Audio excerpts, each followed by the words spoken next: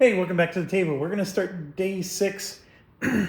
Looking at the feedback, there's a lot of chatter, and I do appreciate it. It's more chatter than I've had in a long time.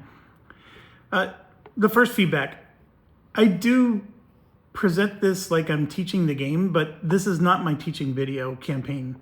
I have Hornet Leader that teaches this game. I have a previous one that teaches this game.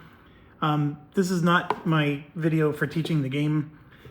This system that I do over here, where I put all the pilots and what their values are, is I think it's an awesome system. I understand that some of you might disagree, but I'm frankly thinking of trying to create a grid sheet paper, like an actual sheet of paper, so I can put these tokens on that, that's going to, make a perfect grid, so we can actually, do the battlefield map like this.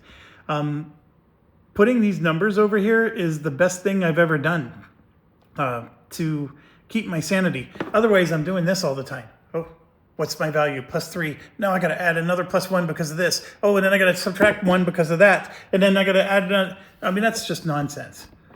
Why do you guys do that to yourselves? I go over here, oh, it's +3, boom. All the numbers have been figured out once. And then you just refer to it and use it. So anyways, I get it. Not everybody likes it. I absolutely love it. And I'm not gonna stop. And I understand that maybe if there was a new person, they're gonna be like, well, how did you get that number? What does that mean? I have other videos that explain those to gory details. And to be frank, I think I even explained it in this campaign playthrough. I just don't explain it each and every time I do the calculation.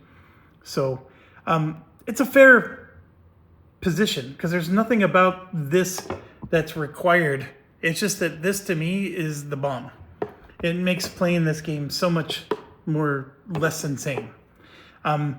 Okay, the other one, which is a massive apology on my part, and that is this particular target has the 1 bandit written on there. That does not mean you draw 1 bandit and then you're done. It's 1 bandit a turn. So big apologies there. Forgive me for that. I even knew that, and I forgot. Because you shelved this game for 6 months and you come back. That's something I knew. It just completely slipped my memory until you guys brought it up. I did sarcastically say it's not in the rules, but it actually is. So I can't even say that. Okay. So next up, the squad, and I can go on for 20 minutes with this. And I know a lot of you don't like it when I do. So I'm going to just say something really quick. Eagle Leader and the changes it's made compared to Hornet Leader, they're not identical games. I know somebody made the comment that it's too similar. I think that's a fair conclusion. I wouldn't try to convince somebody otherwise. But Eagle Leader has made air combat harder. And I thought about it, and there's really 2 reasons. Number one, either you're using Tomcats with the Phoenix missiles, which you get to destroy all the bandits before turn 1 even starts. Or you're using Hornets, which can equip the AIM-120s, which are independent fired missiles. And all you have to do is spend 1 situational awareness to make them go fast, or they go fast already. And then they can fire all 6 of them, bam, all at once. And you can wipe out 6 bandits. You could clear the field all in turn 1 before they even get a chance to go. And it's a beautiful feeling when it all comes together and works like that. This game took all that away. And we have whole turns where I'm sitting here and all the bandits are over here just shooting at me because they have range and I don't have range on them. Or I can only shoot these 2 bandits, but there's 4 more back here that I can't shoot. So what I'm getting at is you need more air-to-air in every mission. And my Hornet Leader mind keeps telling me I don't. because in Hornet Leader, I would only ever bring at most 2 air-to-air guys, and that's on a mission where you can bring 8 planes. Usually you don't need that many. In this one, I think I need a minimum of 4 on most missions. Because with the way the bandits are, and I understand that like sometimes it takes me a few turns just to get close enough, but once I do, I'm in situations where there's like 8 bandits all in range of me and I'm in range of them. And I need to shoot all 8 of them. Well, if I only have 2 pilots on air-to-air duty, even if they have enough missiles equipped, I can only shoot 2 at a time. And yeah, I can go fast and shoot 2, and then I can go slow and shoot 2 more. But it's only 4 out of the 8. And then I got to go another turn. And anyways, if I have 4 air-to-air guys, now I'm shooting 4 of them. And then hopefully I'm shooting 4 more during the slow phase. I really got to start thinking that way. And when I originally made this squadron, I took these F-16s for their air-to-ground. I still think it's the right choice. Don't get me wrong, because they can do AGM-88s. This guy is our AGM-88 specialist. I was thinking of taking 2 of them. I'm glad I didn't. Well, I would have taken 2 if I wasn't taking the Italian bombers, right? So because of this naval, I sort of shifted my focus. Had I not had the Italian bombers, I probably would have had 2 Wild Weasels, and then they would handle the AGM-88s and the Shrikes, which, ironically enough, in Hornet Leader, I needed 3 or 4 of those. Like, having just 1 or 2 was usually not enough. And the Growlers and Prowlers carried them. So these ECM jamming, they carried the AGM-88s in Hornet Leader. And because these ones don't carry anything, it really hurts me. Because I used to be able to use my my free plane to carry a bunch of AGM-88s. So getting back to this, the F-16s can still shoot the anti-radar missiles, which is handy. They truly are a multi-role plane because they're also excellent air-to-air. As long as you're not range 0, they can carry all the air-to-ground bombs that you want, and they could still fight just as effectively. If they ever get to range 0, then it becomes a problem. But what I'm realizing is I can't just load these guys with AGM-45s. I have to take some air-to-air missiles, probably 1, maybe 2, maybe even 3, depending on the situation. And they have to help my air-to-air guys with missile shooting. And then when we talk about our radar targets, some of them are bad. Like they have a 3 on them, right? Range 3. We got to kill those immediately. And that's true. But a lot of them are only range 1. And so if we're standing here, it's going to take a couple turns before we get in range. Like if there's a range 1 sitting here, I got turn 1, turn 2, not until turn 3 can that thing shoot at me. So during turn 1, I can be helping out with the bandit shooting. And then in turn 2, I can spend my missiles to destroy that before we get close to it. So I got to use the F-16s as a multi-role. And I think you'll agree that I have been, actually. It's been out of necessity, but it wasn't my original thought process. And then lastly, do I need the aardvarks? In some ways, yeah. I mean, they're so awesome with their 12 weight points. And when they do bomb something, they really bomb it. But do I need 2 of them? I don't know.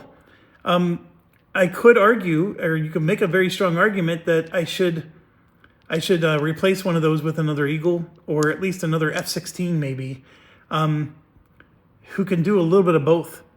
The problem with the F-16 pilots is we have the only 2 that have a good air-to-ground number, and to be quite honest, El Cid only has a +1.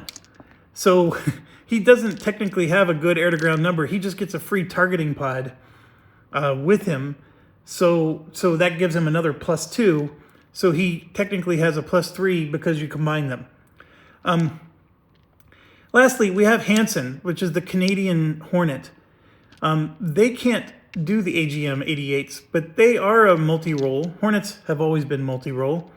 They can still participate in bombing, but I have been pretty much using Hanson exclusively as air-to-air. So, do I need to bring a Canadian Hornet for air-to-air versus maybe an Eagle? The answer is no. But a +3 air-to-air on a Hornet versus a +3 air-to-air on an Eagle are both the same at the end of the day. What it basically boils down to is what can it equip? The Hornet, to be quite honest, can equip everything an Eagle can. And it can actually equip more than an Eagle can. So in some ways, I guess the date on these Eagles is 1976. So I guess they're older planes, and the Hornets are newer. I think they were 81 or 83. It's not a surprise, I guess, that the Hornets can do everything an Eagle can do. I think maybe in a dogfight, an Eagle would be better. At least I would assume so. But clearly we're not doing that here. But anyways, that's my addressing of all comments made. So I'm going to pause real quick, and then we're going to get started with day 6.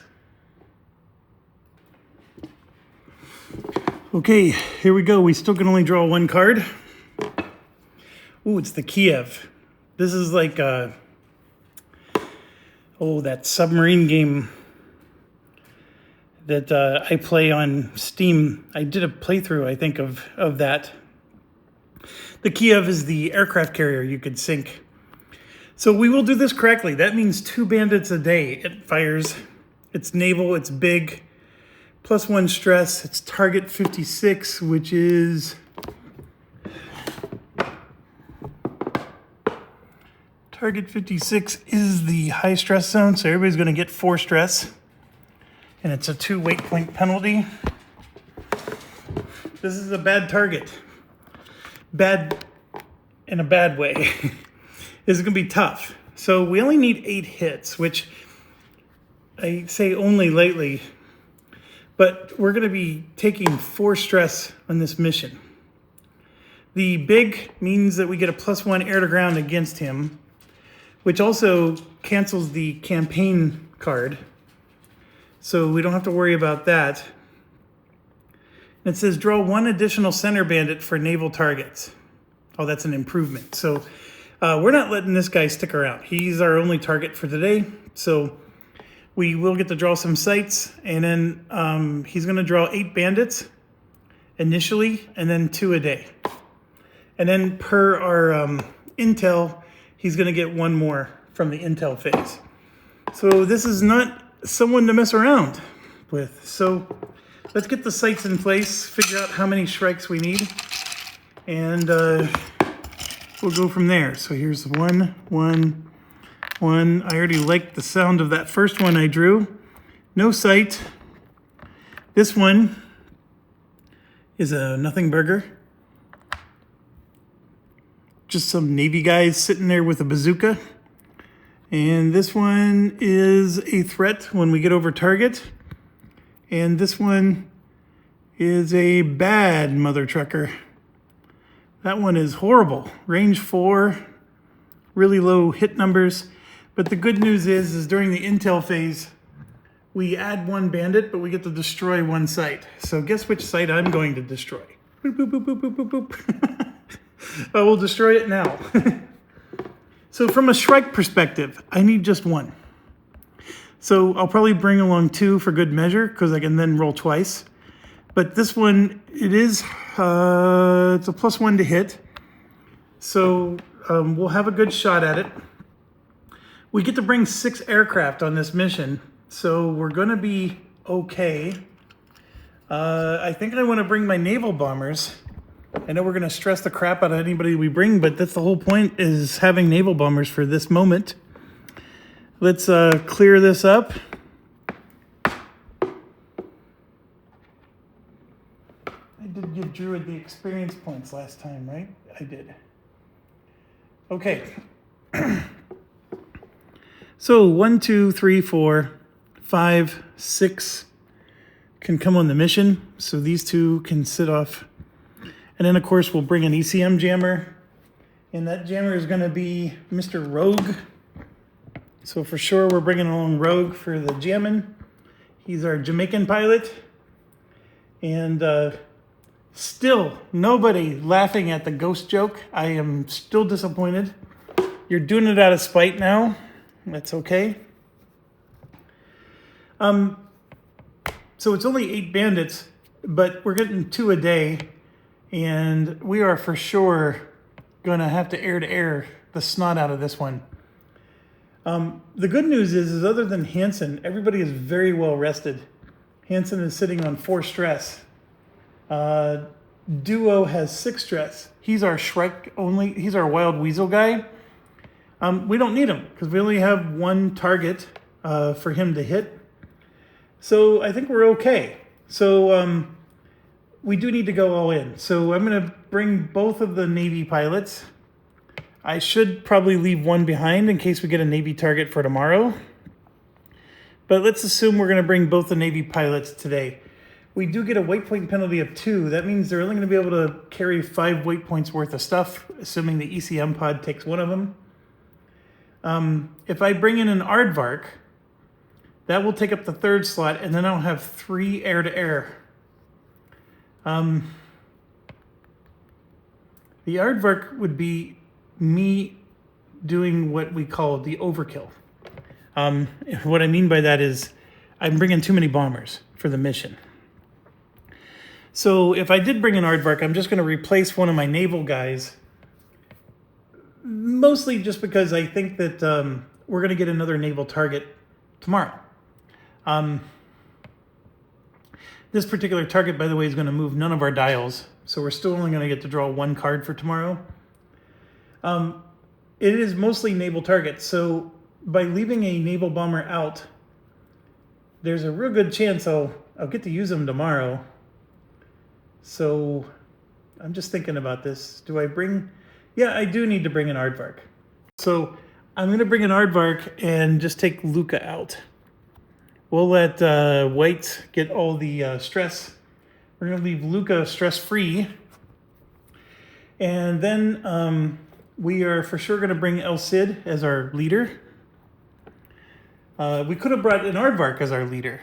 That is an interesting idea. Sorry, my camera started to tilt over. We could have brought aardvark as our leader, but I'm going to do El Cid because we need him for the air-to-air. And we're also going to bring JB because this is going to be a very heavy air-to-air. And Merida. So there you go. I got 3 air-to-airs. So now the question is who's the last one? I bring either my naval bomber. But no, we're going to bring... Now, here's my mistake. This is all my air-to-air guys. Hansen will get to rest, so I guess he could be an air-to-air guy for tomorrow. I'm also banking on the fact that JB can handle 2 missions in a row, even if he takes high stress on this one. El Cid could rest tomorrow.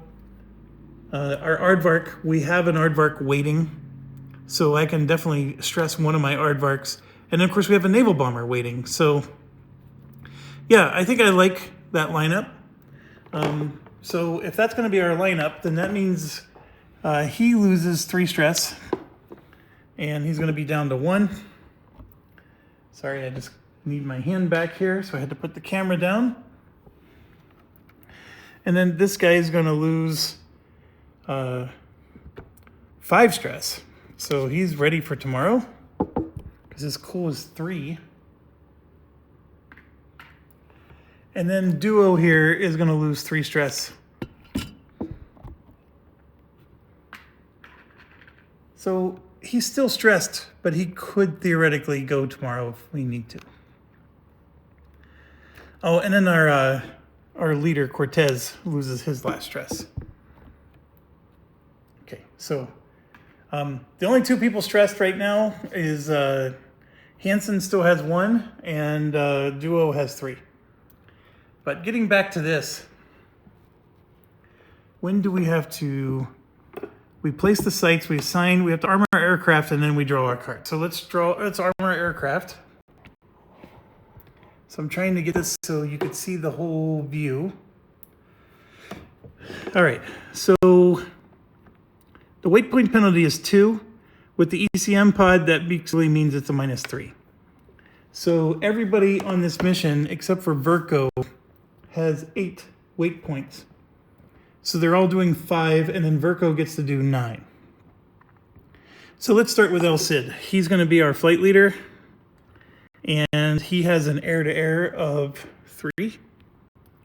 And his air-to-ground is 1 plus a targeting pod, which makes it 3. And he has SA points of 2. Okay. I know that the campaign gives us a -1, but it's a big target. And now, if he does shoot a Shrike, that 3 air-to-ground becomes a 2 air-to-ground.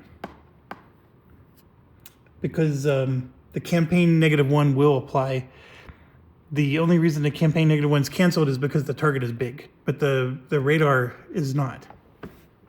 So with that in mind, he is going to take at least 1 AGM-45 for that purpose. And then he's going to take... I'm going to give him 3 AIM-7s and 2 AGM-45s. There we go. That's his 5 that we're going to equip him with. Next up is JB. He gets a 1 situational awareness. His air-to-ground doesn't matter. His air-to-air is 3.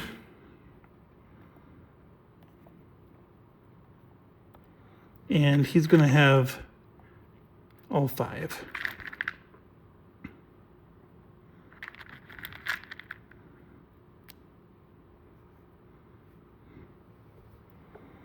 Okay, next is Merida. His air-to-air is going to be 3.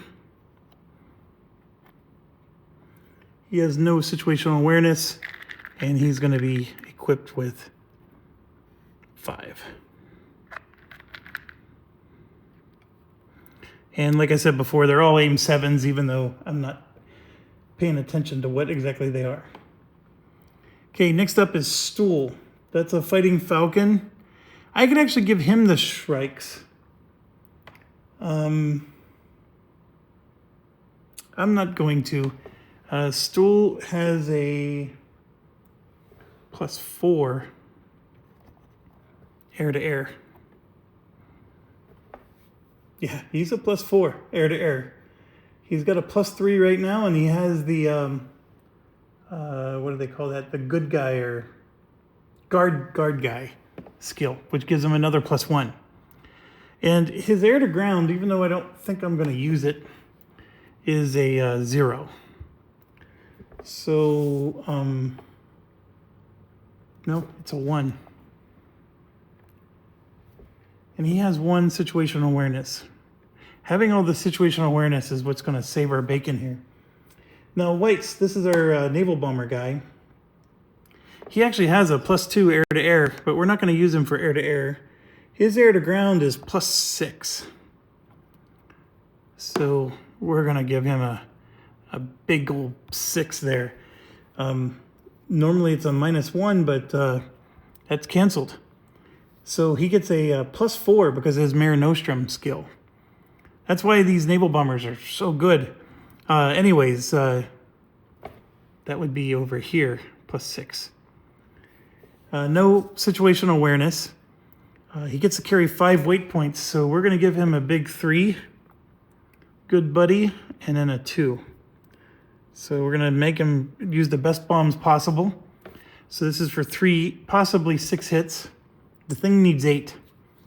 So I definitely need help. But that's why we have Verco with us. And Verco has a +2 with a targeting pod, which makes it +4. So Verco has a 4 air-to-ground. And he has 1 situational awareness.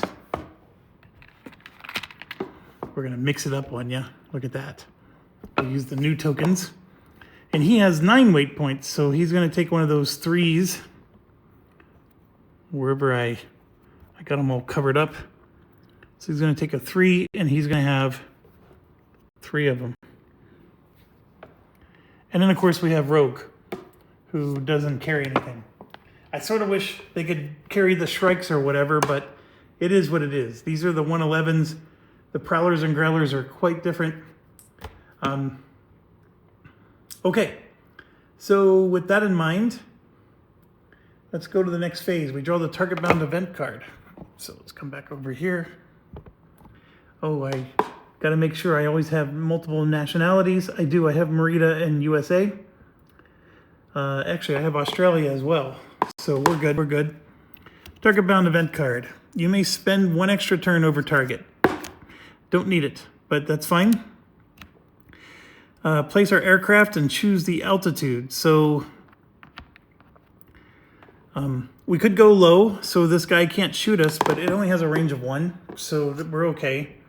We destroyed the one that's, was going to hurt us. This is a no sight, so I'll take that off. So we could come in from the west. I mean, it's wide open. There's nothing, at least at the moment. The real question is, where are the bandits going to be? And we don't know. And we only have a range of 2. So if I come from here, I'm going to be able to hit bandits in these 2 zones. Obviously, if I come from over here, I'm going to be able to hit these 2. You see what I mean? So, but I have no way of knowing where they're actually going to be. So when I don't know, I just always come from the left. Just what I do. Or from the south. I approach this game like the way you read a book. You read the words from the left to the right. Okay. After we do that, we determine and place the bandits. Okay, so this is truth time. Now, in all these situations, including the bandits from here, a no bandit counter counts. So it's not like I have to redraw or anything. So let's hope we get a bunch of them. And so let me shake it up some more. And let's get in here. Here's 2. I'm seeing 2 bandits there. I'm seeing 2 more bandits there. We're not in good shape. Oh, I see my first no bandit. There might be another no bandit. That's it. That's it for now. So let's assess. We got a no bandit and a no bandit. We got another no bandit. So the south is clear. That's not good news for us. We actually wanted them to be in these 2. This one is a bad boy.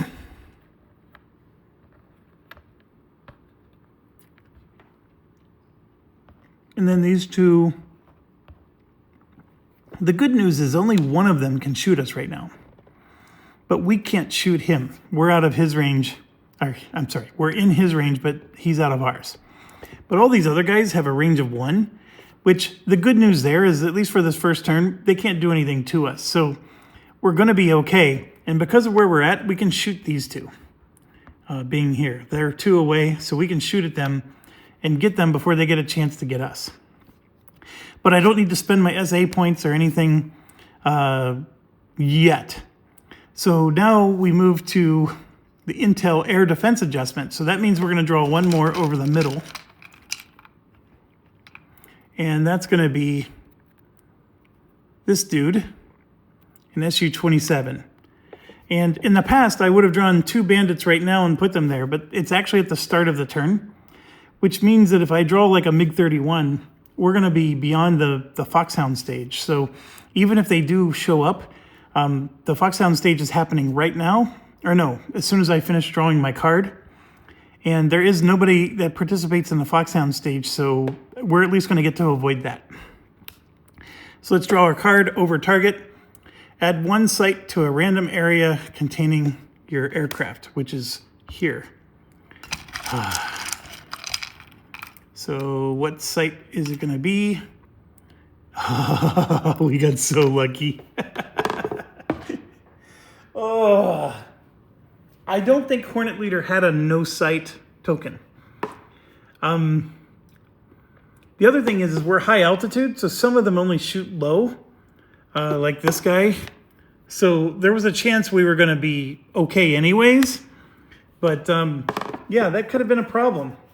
But we have only 1 plane that can shoot us. We will move to turn 1. And before the turn starts, 2 of them are going to spawn. So I gotta grab 2 right now. And these are the 2 I'm grabbing. And I have a no bandit and a SU-27. So these SU-27s are horrible because they both can hit us. and this one can hit us. So I actually have 3 of them that can hit us right now. And the good news is it's just 3, but man, they hit with a 2, 5, 8. So a 2 is real easy to roll, and a 5 is 50%. So there's a 50% chance they're going to damage us. So I can give them a -1, which reduces it to 40%, but that's still a very high chance. I know we're rolling 2 dice and taking the lower, which makes that 40%. It's 40% times 40%. Because when you're flipping 2 coins, yeah, anyways, I'd have to sit down and think about the math, but it's less than 40%. That's the key thing I'm trying to get at here. Much less than 40%, because with the ability to roll 2 dice, it's 40% times 2. I know that sounds like 80%, but it's like 1 over 40. Anyways, I apologize. I understand the math. It's just I have to sit down and think it out.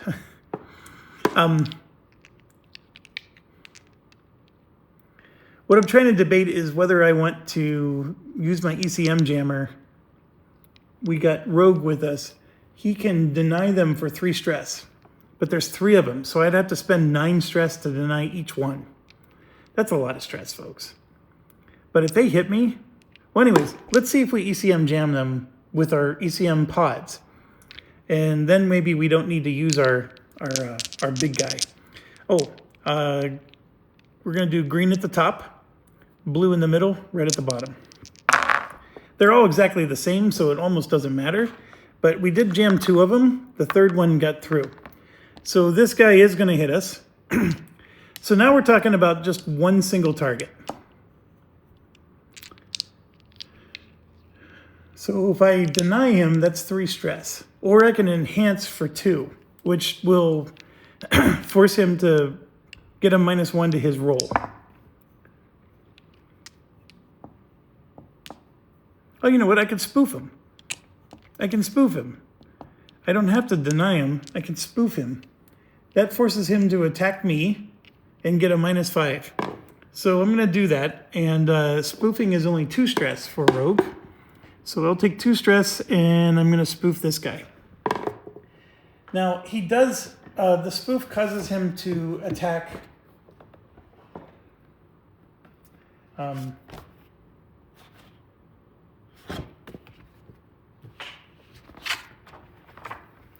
the thing, but I need to look up whether or not spoofing, can I also evade and roll 2 dice, or how does that work?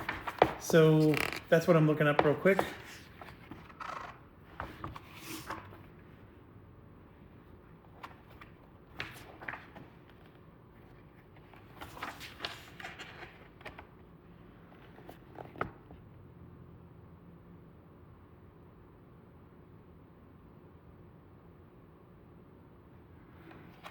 Okay, and the rules do say that the EF-111 gets to roll a ECM.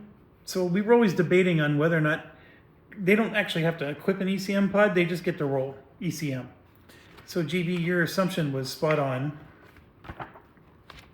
And then I just need to find the dang variant.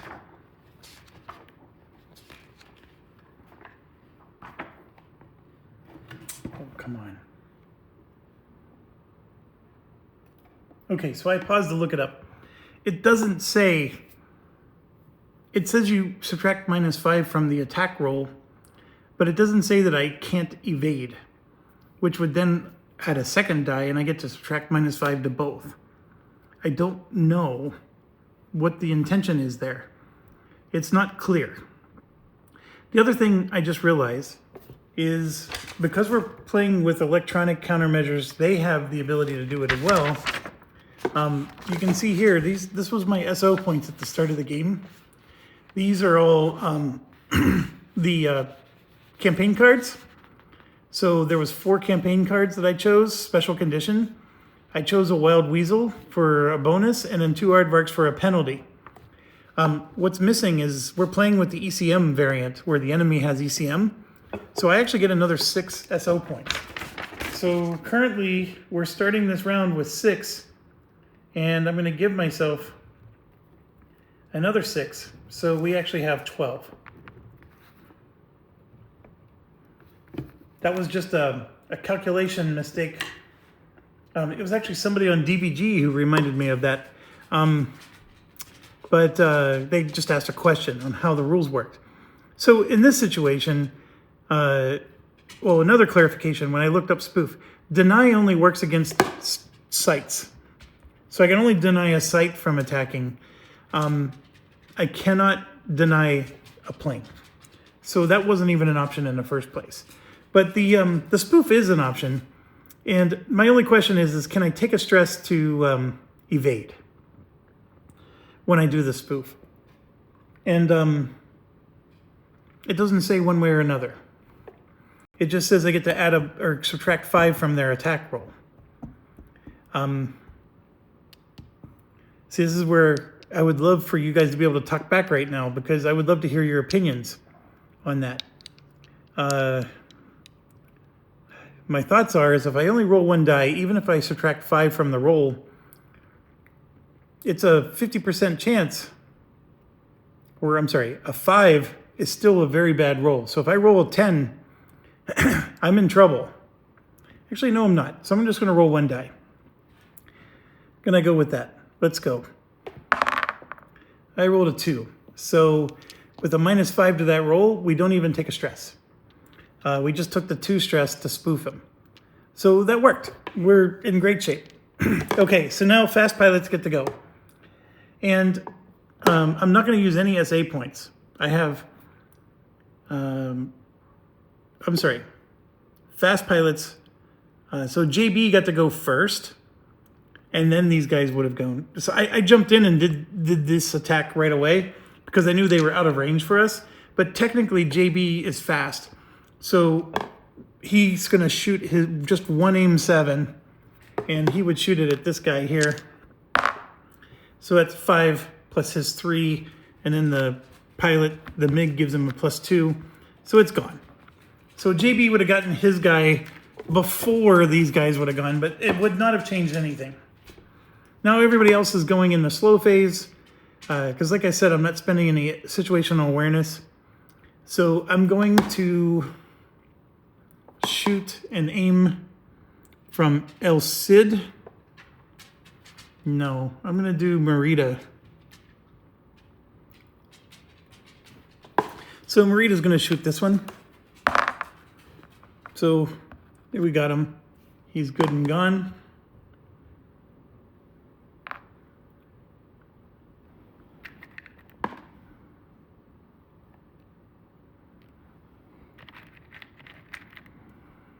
All right, so we have 4 guys with aim 7s. We have Stool, Merida, JB, and El Cid.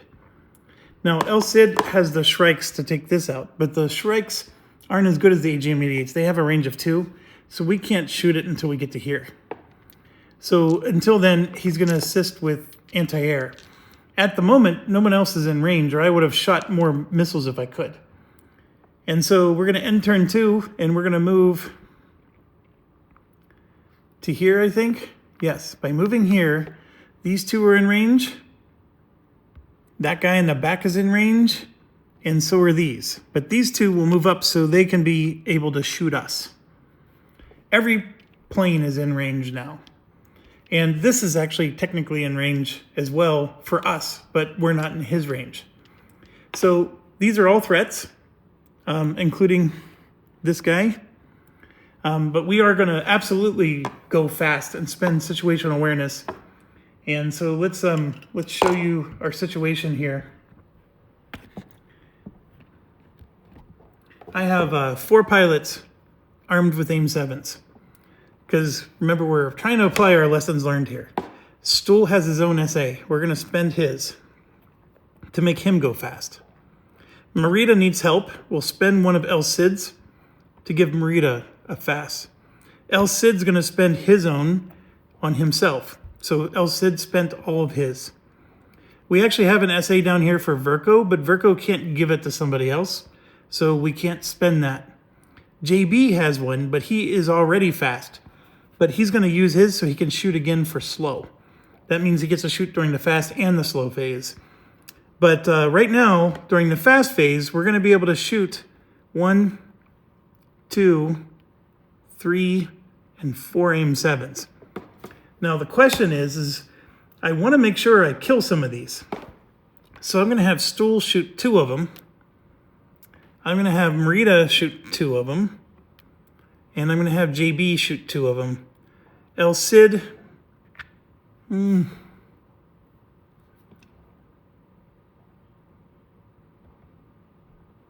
yeah, we're going to have him shoot 2 as well. We have enough missiles to make this work. Now, just bear in mind, they all have a 6 on them to hit. I'm just throwing them all in the box. So everybody's shooting 2 missiles because we want to guarantee we hit our targets. As you can see, I have 3, 2, 2, and 1 left. And we get to go again during the slow phase, but our goal here is to go fast so we can kill them before they get a chance to kill us. These 3 are absolutely the worst threats. So Stool actually gets a +4 air-to-air. So Stool is going to choose this guy at the top. And I rolled a 7 and a 5, so this one's destroyed. Next, we're going to go JB. He gets a +3. He's going to go after this one. And JB rolled a 9, so this one's gone. Next, we're going to do Marita. He gets a +3. We're going after this one. That's a 4. And this was an 8. Both of them would have hit. So that's gone. And then last but not least, we have El Cid. These both give a +2. They're both identical. Doesn't matter. We're going to shoot this one. Oh, gosh. I needed the help. 3 plus his 3 is 6, and this makes it 8. So he's gone. So we got one and only one guy shooting at us. And we're going to see if we can ECM jam him. And we do. So he doesn't even get to shoot. All right, so his phase is over. This guy doesn't get to shoot yet. We're not in his range. Now we go to the slow phase. And I'm going to start with Stool. He has 3 aim-7s. He's going to shoot one of them right now. Oh, hold on. We're on turn 2. Turn 2 means we draw 2 more bandits. I knew this was too easy. No bandit. And then we got that jerk who is in range. And I would have destroyed that one instead of this one. So see, this one has a +2 on him. But see, that one has worse numbers. So I would have destroyed that one. So these 2 are alive. We ECM jam that one. I still got to roll for this one. And that's a 1, so we did not ECM jam that one. Let's see who his target is. I got to roll this. His target is JB. All right, so we're going to give JB 1 stress. I am not going to use my ECM jammer. And we're going to evade. And I rolled a 9 and a 7, which means he's going to get damaged. Now, JB has this red flag vet. And what this does is this lets him reduce a damage down to a +1 stress. I'm going to use it.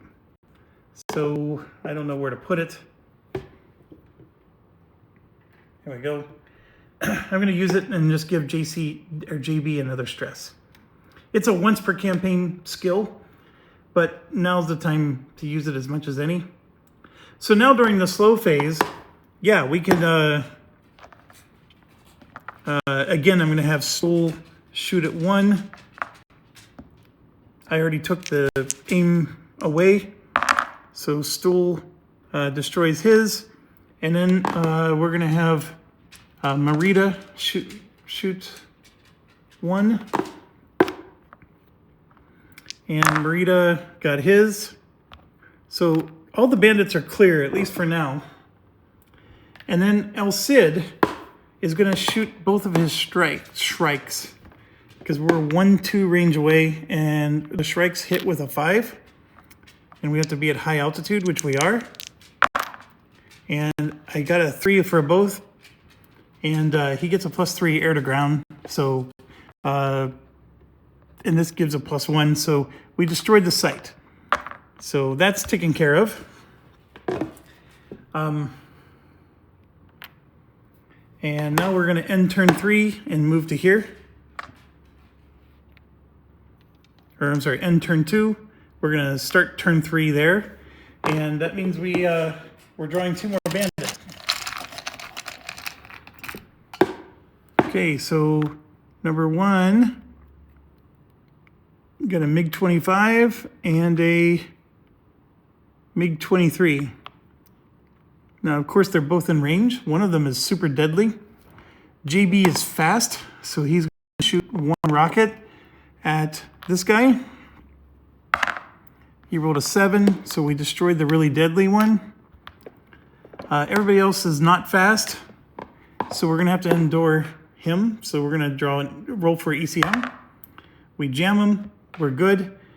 During the slow phase, we're going to have Stool shoot 1 missile. Stool is going to shoot at him, and he's destroyed. Okay, just to set, like at the end of the turn, we're going to move in. We're over target. Just to show you where we're at, we got our bombers ready to bomb. Stool is down to 1 aim 7. Marita has 1. JB has 1. And everybody has 1 aim 7 left. The only one that's fast is JB. Everybody else, we're subject to whatever the whims are. Now, obviously, Verco can go fast, and we're going to use that, and you'll see why. So we're going to start turn. Let's see, 1 ended, we moved here. 2 ended, we moved here. 3 ended, we moved here. We're on turn 4, and we're going to draw the 2 bandits. All right, so we got a MiG-29 and a no bandit, which was a great time to get it. Now, I'm going to use Verco's situational awareness to go fast. Why? He could drop his bombs before this guy attacks us. So that'll help us to, even if he takes damage, it doesn't matter. Verco has no bombs left, so they can damage him all they like. The other thing is JB is fast. Now, we have aim 7s equipped. I should have maybe equipped 1 aim 9. I didn't do that. So we're at range 0, so the aim 7 is not going to do us any good. I'm just going to take this off the map. So JB would have to do a gunfight with him, and JB is also fast. So we'll start with JB and do the gunfight. Now, JB needs a 10 to hit, but his +3 air-to-air still applies. So he rolled a 9.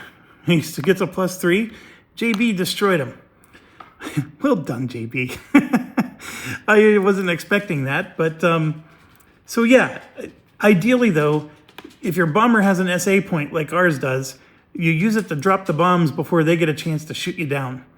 So, and that's what we're going to do right now. So, again, we have 3 of them. This guy is equipped with 3 of these bombs here that hit on a 3, 5, or 8. And he has a +4 air to ground. So that's an 11. That's 3 hits. That's an 8 for 3 hits. That's an 8 for 3 hits. We just did 9 hits. Target is destroyed.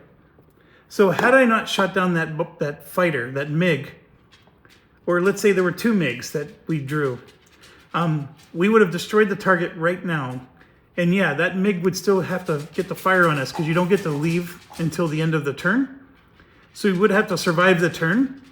But that MiG is shooting at a bomber that already lost his stuff. Now our naval bomber didn't have to shoot anything, but we're going to hold on to that because we still have to go through the event on the way home. But this is destroyed, folks. Well done, well done. That was a very well executed mission. It was not an easy mission, but it was well executed. I like that.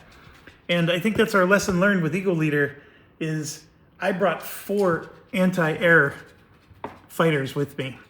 And one of them had some strikes on him, but that was a secondary mission to his shooting bandits. And that was the right way to approach this. I also had a lot of SA points, which SA points are very helpful if you're not fast. And the fact that I used SA points, that helped because we could go fast and slow. So that helps us to shoot bandits even after we survive their attack. or we can shoot the bandits that aren't in range to hit us yet, but they're in our range, and we can hit them, which did happen in this situation. So all that to say is I'm very proud of this particular mission. I think we're starting to get it. And yes, the drawing 2 bandits every turn instead of just at the beginning of the mission is much, much harder. And thank you all for informing me of that and making my life more miserable. I appreciate you all. All right, let's do the homebound. 1 random pilot is ineligible to fly the next mission. So let's roll to see who that's going to be. Number 4 is Stool. I think that's going to be okay. I like Stool a lot. He does have 2 cool, but that's okay. Stool can't go in the next mission.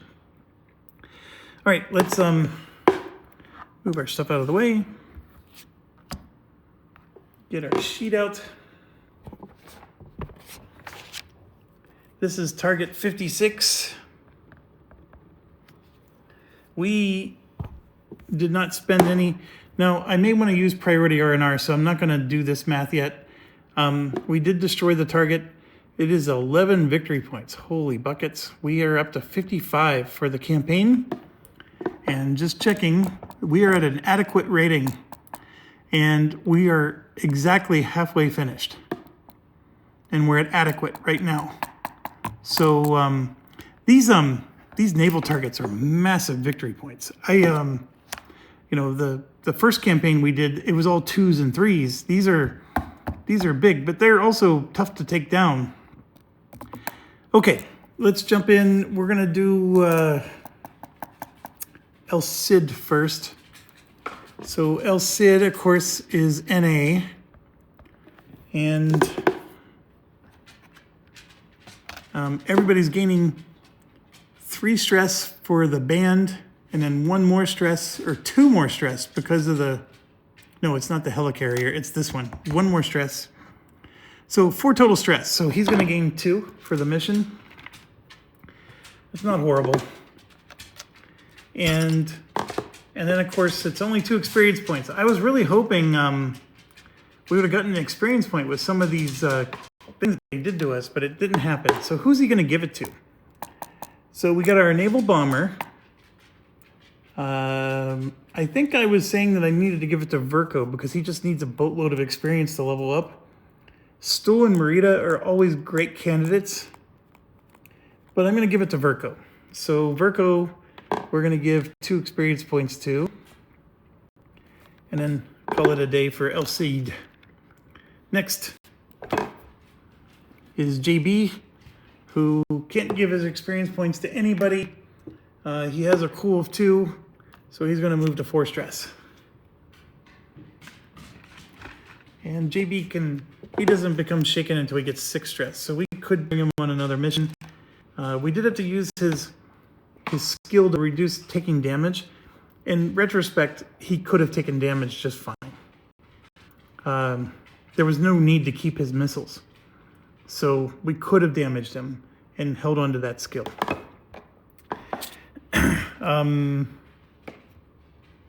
Next, Merida. God, I always think of Karate Kid, right? Pat Merida was in Karate Kid. Wasn't that the instructor? The sensei. Okay, so he is going to gain 2 stress. And Merida has 5 experience points. And with 2 more, he's going to become a veteran with 1 left over. All right, so this is the exciting part. So here you can see it's a 202. And now he got an SA point. He's got a Bushido, which means that he can avoid damage. And he's a +3, so he's better air to air. So he's going to have a +4 overall. Merida has all of a sudden turned into a rock star, which is excellent. Excellent, excellent. So I did not need to give him the bonus experience. That was good. Next is Stool, who can't go on next mission, which is fine. He's going to get this 2 stress, and it's going to come right back off. And then Stool, of course, is going to get 2 experience points. He's currently at 3. He's going to get to 5. That is not enough to level up. He needs 9. This game does this a lot, by the way. 9 and 12 are the 2 most popular veteran to legendary experience points. They're very high. Next is Whites. And we were talking about bringing 2 naval bombers. I probably would have needed both because the aardvark is just so good. But we didn't use him at all. He is going to gain 3 stress from the mission for how long ago it was. And let's see here. He needs 6 to level up. And Whites is currently at 3. So he's going to finish with 5. He's going to be 1 away. But it'll be good to get him to vet. And next is Virko, who we already gave 2 experience points to. Virko is going to get 2 stress for the mission. Technically, Virko was able to go again if we had to. And Virko is currently, so this was 0.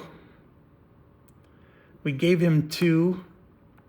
He's going to get 2 more, so he's sitting at 4. He needs 9. So even with the 2 bonus experience points, he's still a long way to go. I'm assuming the scribbly is a mistake and not an actual 3. Did Virko go on yesterday's mission? That looks like a scribble to me, like I'm crossing it out. What was the last mission? The last mission was this guy. At least according to my list here.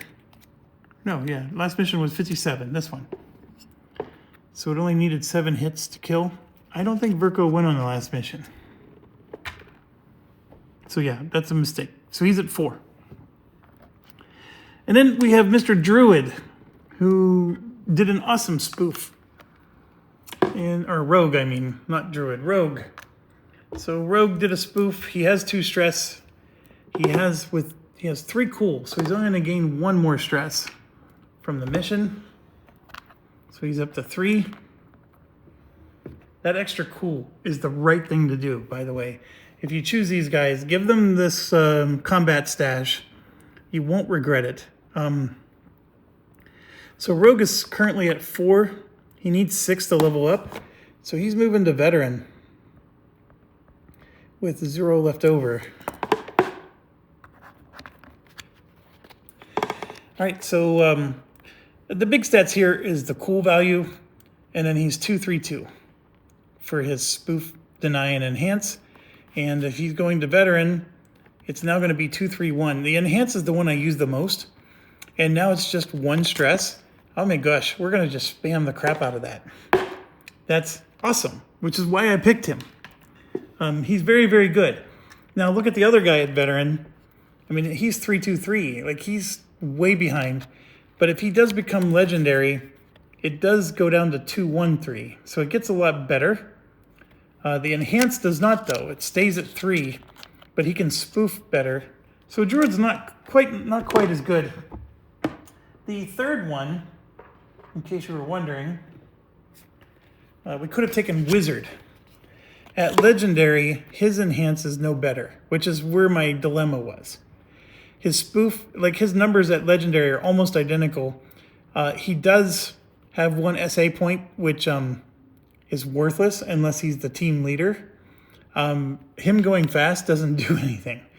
So that's the problem I had with this guy, and I didn't choose him because I think the experience points, see, look, you need 10 to go to Legendary. He just needed a lot more experience points to level up. I mean, the other one, yeah, they both need 7.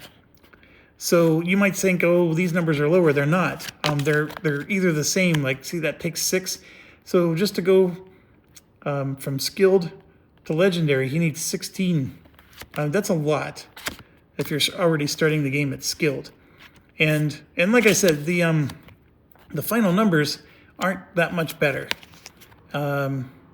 And the SA point was worthless. So anyways, that's the only other one in the game. And I think I recorded everything there is to record. We are done with that target. None of our dials move, but am I going to use priority R&R? No. I actually think we did really well stress-wise. Everybody has a nice cool value. Some of them do need probably not to go tomorrow, but I'm going to say no. We're going to save it.